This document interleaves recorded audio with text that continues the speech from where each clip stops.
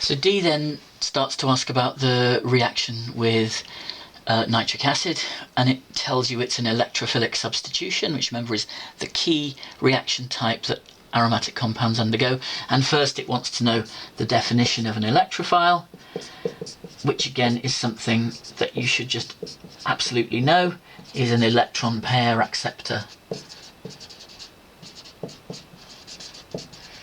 And you can guess it in part from the name, see, because electrophile means it loves electrons, but what the name doesn't tell you is that you must specifically say electron pair. If you just say electron acceptor, they won't accept that, because key to the mechanism is a pair of electrons jumps out of the ring and is grabbed by the electrophile. And then it wants an equation for the reaction of paraxylene with nitric acid. So here's the paraxylene, nitric acid is HNO3, and what you learn is this is a nitration reaction, and a nitro group is NO2, not NO3, don't get confused.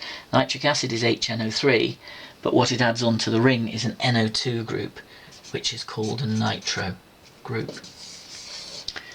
Okay, so what do we get? Well, if you look at that compound, you can see that although there are 4 hydrogens on the ring which could be substituted with NO2, 1, 2, 3, 4, it doesn't matter which place reacts, because of the symmetry you'll always get the same compound. So if you put NO2 there or there or there or there, you just get the same thing. So there is only one possible product, which is that. And if you work out what's missing, you realise that you need H2O as the other product to balance the equation. So that's the reaction, and it also asks you for the conditions, and you need to learn very specifically, first of all, that the nitric acid needs to be concentrated. Okay, you can't just do this with any old nitric acid. The normal dilute stuff that you'd have in the lab wouldn't work. So it needs to be concentrated nitric acid, and you need a concentrated sulfuric acid catalyst. Okay, so you need both acids to be concentrated. We'll talk about why that is actually when we look at the mechanism in a second. So part 3 asks for the mechanism of the reaction, including the role of the catalyst. So again, this is something you've learned in advance, so this should be an easy question if you're well prepared. So the catalyst, remember, comes into play first before the actual organic compound comes into play, because it reacts with the sulfuric acid. So you have nitric acid plus sulfuric acid reacting together to give you this mixture, which contains NO2 plus HSO4 minus plus water. And the importance of that is that it converts nitric acid, which is a neutral compound, into NO2 plus, which has a full positive charge. And that's going to make this much better at attracting a pair of electrons, because obviously if you have a full positive charge, a pair of electrons with its negative charge is going to be much more strongly drawn to you than it would be to the partially positive nitrogen there. So this is a powerful electrophile.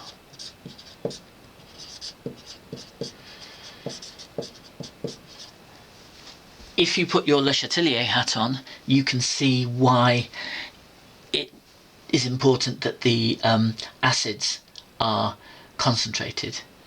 Because you can see that the higher the concentration of water in your mixture, the more this reaction will get shifted back that way. If you increase the water concentration, the equilibrium shifts in the backward direction to oppose the change. So it will decrease the amount of NO2+.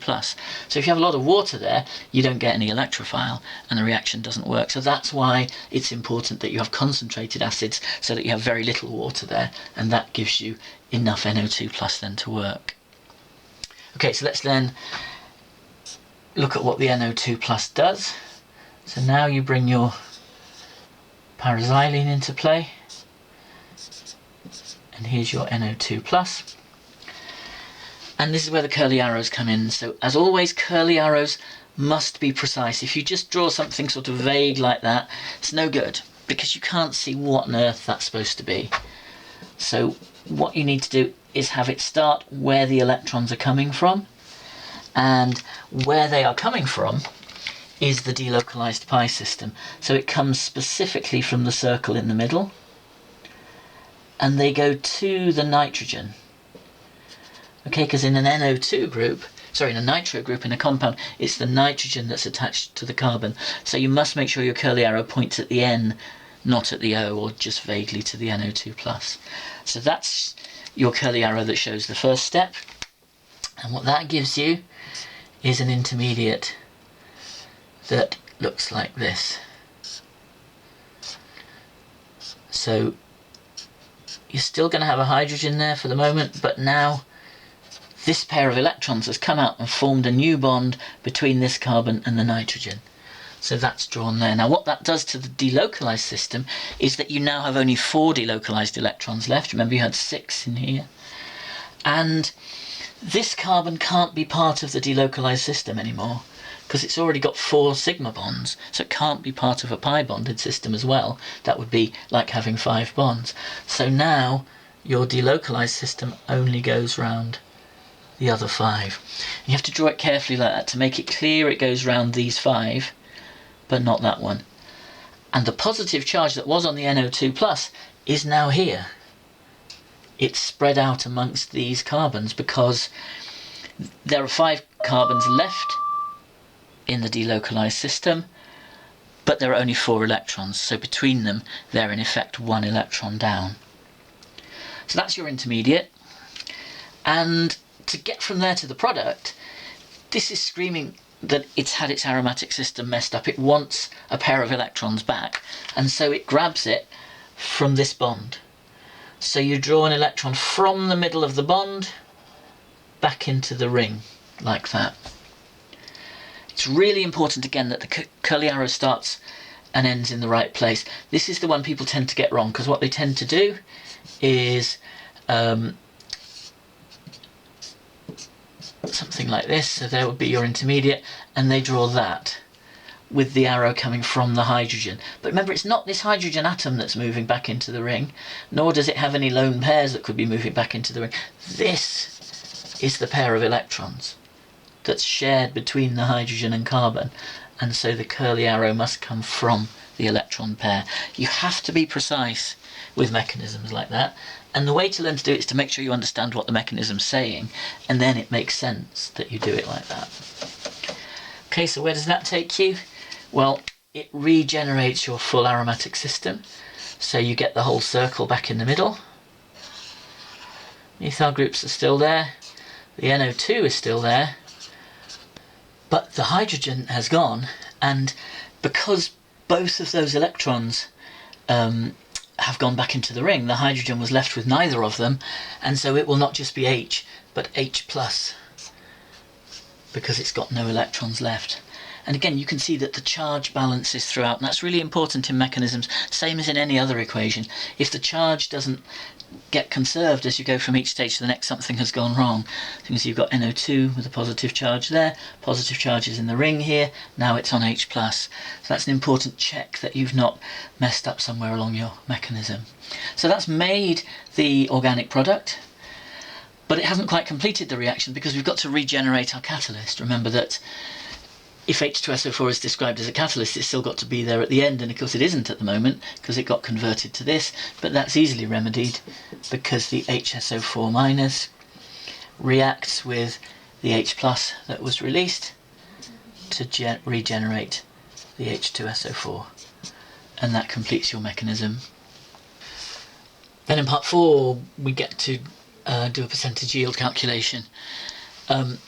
Some people are still refusing to work in moles in percentage yield calculations, and therefore always getting them wrong.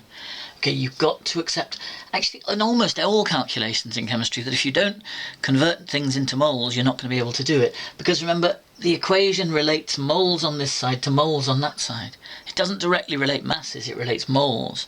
So if you refuse to convert into moles, you will get them wrong. And so you've just got to go through the same routine that you always did. As soon as you see that mass, you shouldn't be thinking, oh yeah, I'll just find 88% of that or whatever, because it's not, that's not what this is about. You've got to turn that into moles, and then it all follows from there. So that's your starting point. Okay, so moles is mass over mR. which is 25.0, and if you add that lot up, it comes to 151. Might strike you as, probably never thought about it, but it's unusual to see an MR of an organic compound that's not a even number, that's an odd number like that. But that happens when you have a nitrogen in there, so that's kind of a useful thing. If there's one nitrogen in a compound, that you should expect the MR to be an odd number. Anyway, if you work that out, that comes to be 0.1656 moles. Usual thing, leaving too many significant figures at that point. Okay, so that's our starting point. Now, what this equation, what the percentage yield tells us is that that number of moles is 88% of what you would have expected. Okay, based on how much of this you had, because that's what percentage yield means. It means what percentage of the moles of this actually end up at that, and the answer is 88%. So we can express that in terms of the definition, which is that the percentage yield is equal to the actual moles. And if you learn that word moles in there, that will prompt you to calculate the moles, because you can define it in masses, but then it tempts you to try and cheat and therefore get it wrong. So it's the actual moles divided by the theoretical moles, and that means the moles you would have got if all of the starting material had successfully been converted into product and recovered. So it's actual moles over theoretical moles times 100. And what we need to do is to rearrange that to find out what the theoretical moles are, because theoretically each mole of that would have been converted into a mole of this. So the theoretical moles equals the moles of that compound. So we can do that just by rearranging and get theoretical moles is equal to actual moles divided by percentage yield times 100. Okay, so that's just doing the normal thing, sliding things diagonally from one side to the other. So theoretical moles slides from the bottom up here to the top over there, and percentage yield slides the other way. So you get this. And then we can just put the numbers in, because we now know the actual moles is 0.1656. The percentage yield is 88 times 100. And that works out to be 0.1881 moles.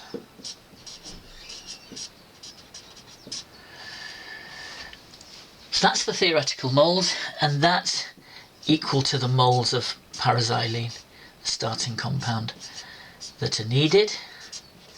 And so finally all we need to do is convert that back into mass. So we get mass is equal to moles times MR. A different MR obviously, because it's a different compound, it hasn't got the NO2 there anymore. So we get 106 for the MR, so it's 0.1881 times 106, which works out as 19.9 grams is the answer. Okay, so it's really important now. We've had several of these percentage yield things. If you're getting them wrong each time, it's important you sit down and see why, and in almost all cases it's because you're trying to shortcut and miss the moles out and it just doesn't work. Part E then is asking about this reaction, which is butanoyl chloride reacting with paraxylene, aluminium chloride catalyst. So you should get to the point where you see this and you think Friedel-Crafts reaction. Okay, which is a name for this whole class of reactions where you have some kind of chlorinated or brominated organic compound. In this case, this is an acyl chloride. And these will react with aromatic rings if you put a halogen carrier catalyst in there. So if you haven't learned the Friedel-Crafts reaction, you need to do that, because it's hugely important. Because it's a way of extending the carbon skeleton of a compound. So the very simple pattern to learn in order to figure out what happens is that wherever the chlorine is in your organic compound, that just simply gets replaced by the benzene ring. And if you think about it in that way, it's absolutely trivial to figure out what the product is, but you have to learn that pattern. Okay, so wherever the chlorine is in your organic compound, the benzene ring goes there instead. So you just copy out the compound. So this bit is completely unchanged, but at the end of that bond, instead of a chlorine, you get the benzene ring. And just as in the nitration reaction, there is only one possibility, because it wouldn't matter if it went there or there or there or there, you would get the same product. So that is compound L. And the other product, you've got the chlorine from there, the hydrogen that's been kicked out from there, so you get HCl as your other product. Okay, so learn Friedel-Crafts reactions, because it's a really simple pattern once you've learnt it. Chlorine is replaced by the benzene ring, and don't forget it only works in the presence of that catalyst. So then it doesn't ask for the entire mechanism, although it could well do, it's something you need to know, but it asks you for the electrophile. So it's very important you understand how halogen carriers work. So let's just have a look at that.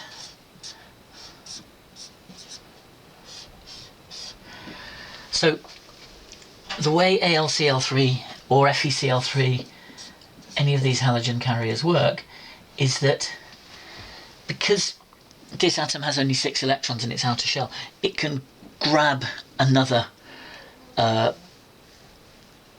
atom by bringing it in with an electron pair to form a dative covalent bond.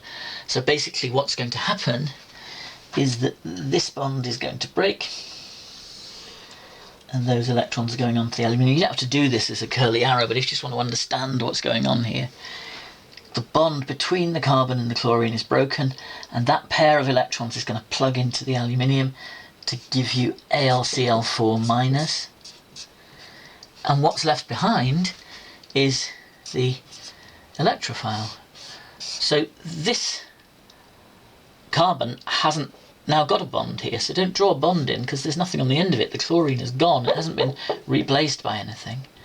So it's just that with a positive charge there. Remember, charges must balance. Everything's neutral on the left, so if it's AlCl4-, this must have a positive charge there. And that's always the pattern, that the AlCl3 will grab Cl- out of whatever the compound is to form AlCl4-, and it will leave a positive charge behind where the bond got broken, so the positive charge is specifically there. And you can see how that then makes sense in the rest of the mechanism, because the electron pair from the ring will then attack that carbon, which is how you end up with this bond here if you follow the whole mechanism through. So that was the answer. That's the electrophile. Wherever the chlorine was, chlorine's gone, you get a positive charge there instead. So then finally it wanted to know what new functional group has been created by this reaction. And the key word in that sentence was new. So you can't say phenyl, because obviously that's already there. The benzene ring's there, it's still there at the end, so that's not new. What is new is this. The carbonyl itself isn't, because obviously that's there, but the fact that it's now got carbons on both sides of it. Remember, this arrangement is called a ketone, and that is what is new. Okay, so a carbonyl with carbons on both sides of it is a ketone, and that wasn't there to start with. This was an acyl chloride because it had carbon on one side but chlorine on the other. So we've created a new functional group there, which is a ketone.